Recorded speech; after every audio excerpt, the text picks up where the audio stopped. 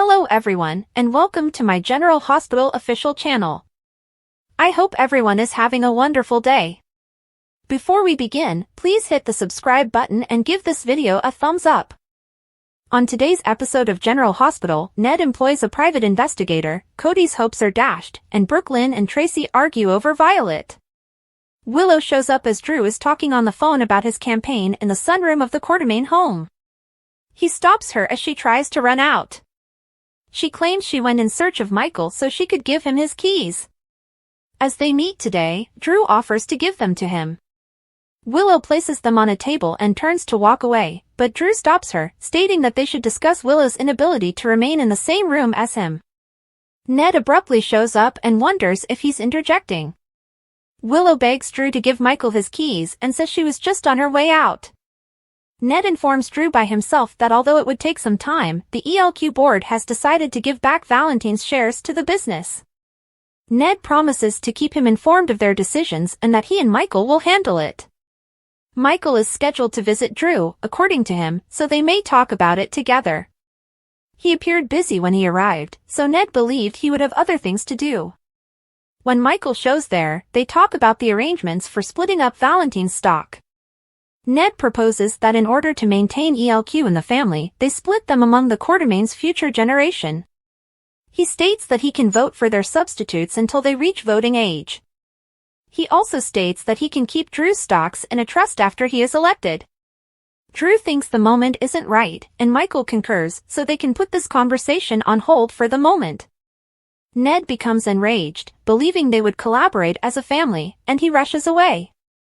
Brook, Lynn overhears Tracy on the phone discussing suing Violet's bully's parents when she is in the living room, discussing legal matters. She loses the phone to Brook, Lynn, who tells her that she and Chase will handle things and that this won't help. Olivia walks in and inquires about the purpose of the racket. Although Brook, Lynn informs Tracy that they have already spoken with the school, Tracy believes the institution will prioritize their needs before Violet's.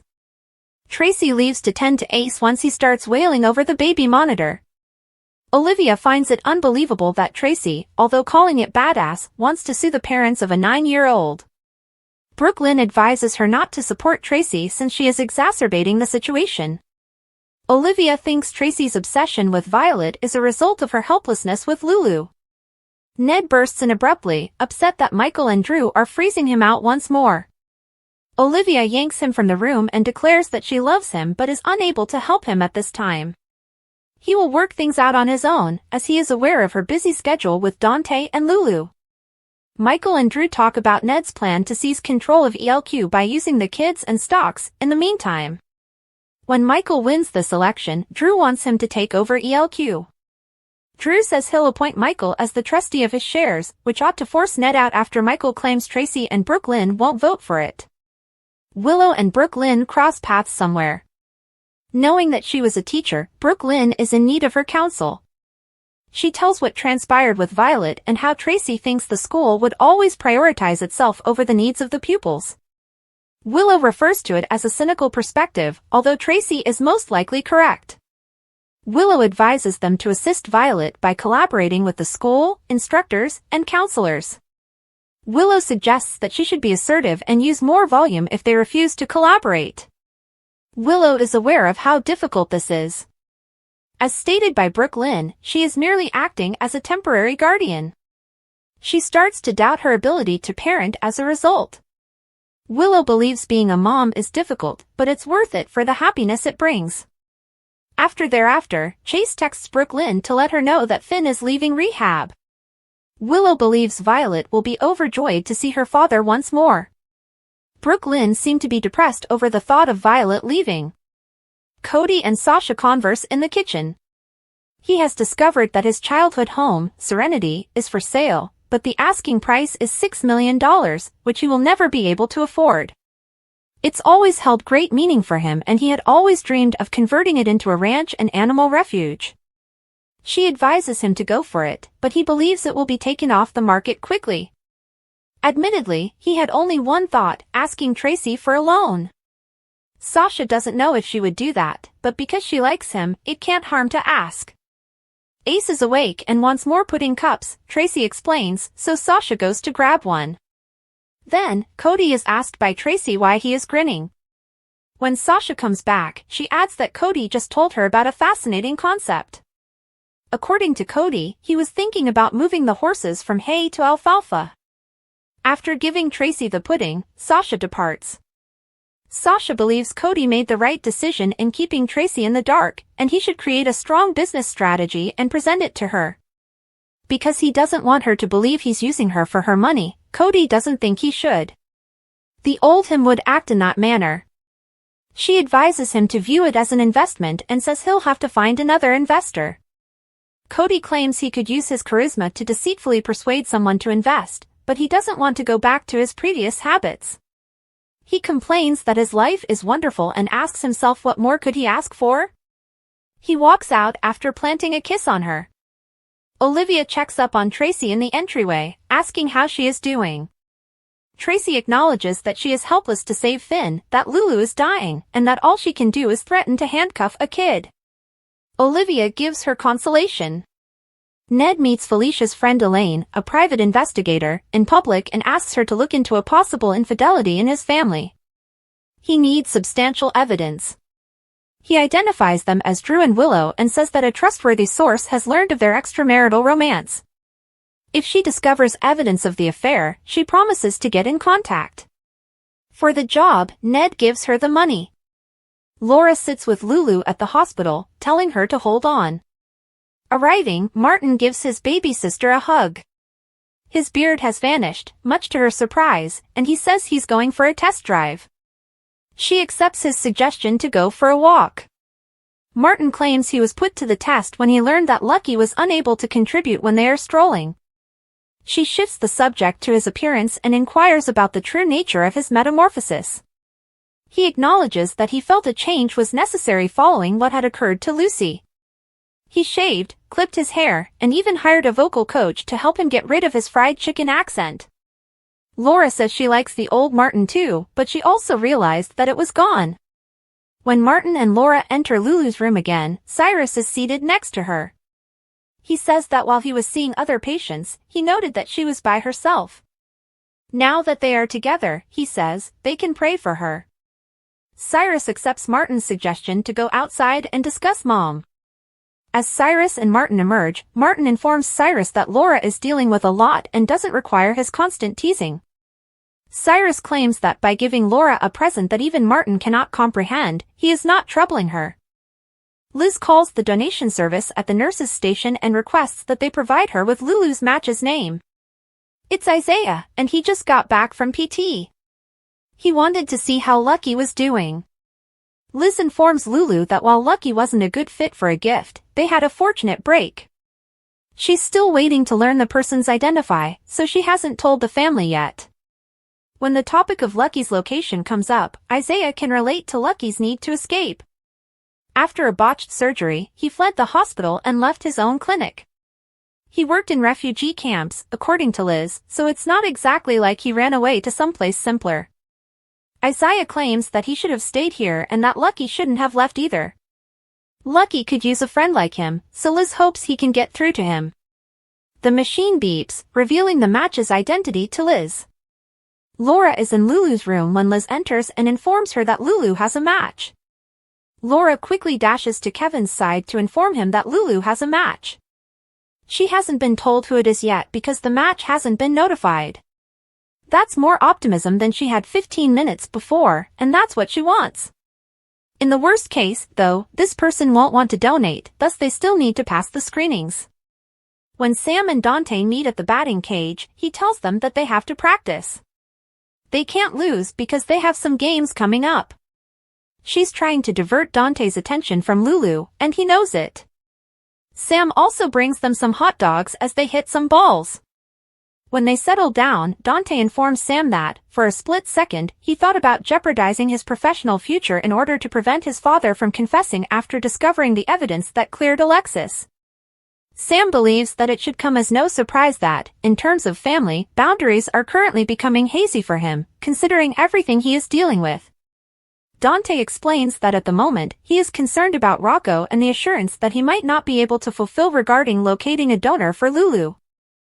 All of a sudden, Sam notices that Terry from General Hospital is phoning her phone. Terry needs Sam to come in so they can talk about something. When Dante returns to the hospital, he talks with Liz at the nurse's station until they hear monitors in Lulu's room going off. Isaiah claims she's crashing as they dash in. Isaiah and Liz take immediate action. In the meantime, Sam sees Terry, who informs her that Lulu has a match. Terry tells Sam that she's the match, but Sam feels that they should notify Dante. If we're being really honest, there are a lot of occasions on General Hospital, especially in recent times, when it seems like Sonny has overreached himself. But something draws him back just as we begin to believe he is beyond saving.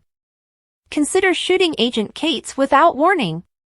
Though we didn't particularly enjoy this fixated Jagger persona, that seemed excessive at the time. However, Sonny ultimately made the decision to surrender himself up in order to save Alexis. Granted, he didn't actually need to as of yesterday. However, the idea is what matters, isn't it? But none of these was the character flaw Maurice Benard was experiencing. On Benard's State of Mind vlog, the actor recently welcomed Evan Hofer for the second time. During their brief conversation, they touched on Sonny and Dex's tumultuous relationship. Hofer remembered how afraid he was at the lowest points of their broken friendship. He said, "Are you good? When you walked up to me at that wedding, they said, 'Cut, it was amazing and wonderful and you were in it.' As we previously stated, you are not required to act when you are being attacked." It was evil, Benard chimed in with a kind interjection. However, he felt essentially that way about Sonny's response to Dex. It was awful in every sense, but for the actor playing Sonny, there was one instance in particular where the Don went too far. Benard remarked, "I had a problem beating you up because you're not a bad guy. And Sonny's not, how far do you want to push that?" I know Sonny was off his medicine. To humiliate a kind man. Whatever, I know you spied on me. Sonny is a charming mob boss who treads carefully. Because of his moral principles, he has endured this long, not just as a cast member, but also as a fan favorite. Furthermore, Benard felt that pounding the you-know-what out of Dex was going too far. But Hofer had a different perspective. "I'm not sure," he blurted out. "I could defend it for Sonny, in a sense, it's a crime of passion. I loved Sonny, to put it at least in Dex's words. I always hoped I had a father like Sonny, and I loved him like that. It was almost like a return to my juvenile state, thinking only of the love that was there, for all of that to happen, for me never swinging back at you or anything. That kind of behavior can only occur in highly emotional situations.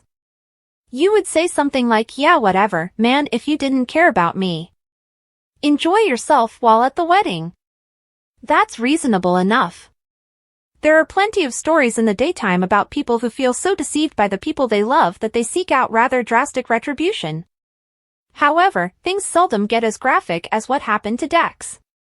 Nevertheless, Sonny has persevered this far, and as Benard said, his persona was not taking medication at the time. Despite the fact that it was severe, we believe this is just another instance that people will eventually overlook. However, perhaps Dex ought to discuss healthy love with a specialist at some point. Sonny, too? The next time, if you're not taking your medication, try taking a relaxing pill. Which match in the General Hospital preview for October 14th to 18th has the potential to save Lulu's life? See the teaser video and get the inside scoop by reading on. Martin confronts Anna at the PCPD station while Sonny and Dante watch, asking why he wasn't informed about her new evidence in the Cates murder investigation. Given that the gun needed to clear Alexis come found unexpectedly, as Martin reached in time to prevent Dante from committing the greatest error of his career and urge his father not to confess to Cates' murder? "You told me to leave Heather Weber's case alone, and I didn't," admits Portia to Curtis. There is obviously more to the story, and her spouse doesn't appear to be happy about it. Brad found that Portia had tampered with the results of Heather's cobalt test, which was performed at General Hospital, after Liz urged him to investigate the strangities surrounding the test last week. Oh my goodness, what will Brad do with this knowledge? Liz, with Terry by her side, gasps, "It's unbelievable," as she glances at the computer. "We've located Lulu a match." Regretfully, the doctor's announcement that Lulu is crashing comes just as her body seems to be giving up, as Dante stands in her room's doorway. Since Alexa Havens has been chosen to take Lulu's place, we already know that this isn't the end for her. When the Quartermaine mansion door finally opens, Sasha says, "What are you doing here? At this late hour, who could be showing up at the Q's door? Is Sasha the one who can save Lulu? Or is it another person or something else? Don't inform that Gladys is returning." Carly and Lucas talked about Lulu's condition at the hospital. Lucas informed Carly that although Ethan wasn't a donor match, Holly had gotten in touch with him for testing. Thanks for watching. If you like this video, so please don't forget to subscribe my channel and don't miss any update.